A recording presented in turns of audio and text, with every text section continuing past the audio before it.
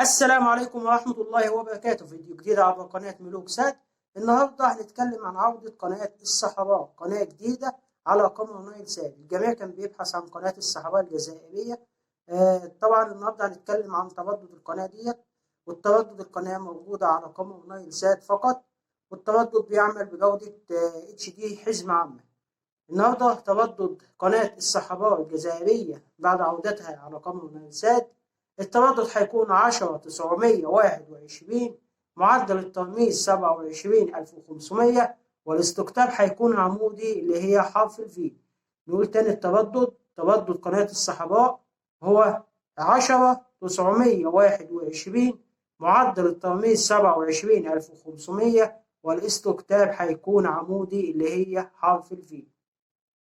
طبعا القناة ديت قناة منوعة، من أهم القنوات اللي بيبحث عنها الجميع على قمر نايل سات، وهي قناة الصحراء الجزائرية. تردد 10921، عمودي 27500، والقناة بتعمل بجودة حزمة عامة وجودة HD. يلا بينا نروح للشاشة عشان نبدأ نعمل بحث ونشوف التردد ده موجود فيه إشارة ولا لأ على قمر نايل سات. وقبل ما أقول إن التردد ده لازم تكون ظابط الطبق عندك ظبط كويس علشان تقدر تستقبل إشارة التردد ده. يلا بينا نروح نعمل البحث على الشاشة علشان نشوف التردد فيه إشارة وشغال ولا لأ.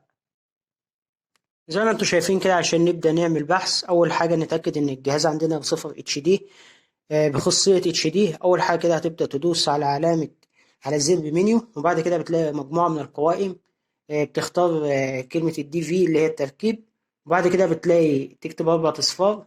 بعد كده بتختار ضبط هوائي، قائمة أقمار صناعية، قائمة ترددات، بتبدأ تختار قائمة الترددات. بعد كده بتلاقي 4 ألوان: إضافة، تحبيب، شطب، بحث. بتبدأ تدوس على الإضافة الأحمر. بعد كده بتبدأ تكتب التردد ده 10921، وبعد كده بتكتب 27500، وبعد كده بتدوس عمودي. وزي ما انتم شايفين كده يا جماعة، المرسل موجود بالفعل والتردد فيه إشارة. تبدأ تدوس على الأزرق اللي هو الخاص بالبحث، دوس أوكي. تبدأ تشوف كده القنوات هتنزل ولا لأ. بالفعل القنوات نزلت معانا اهوت يا جماعة، زي ما انتم شايفين القناة نزلت اهي. في النهاية بقى يا ريت الناس متنساش تعمل لايك واشتراك في القناة، والسلام عليكم ورحمة الله وبركاته.